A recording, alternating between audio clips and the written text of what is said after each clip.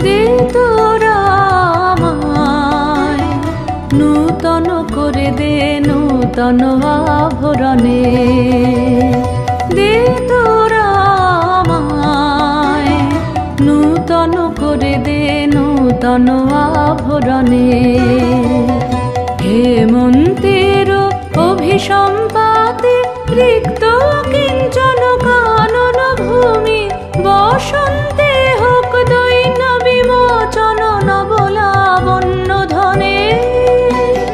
শূন্য শাখা লজ্জা ভুলে যাক পল্লব আবরণে।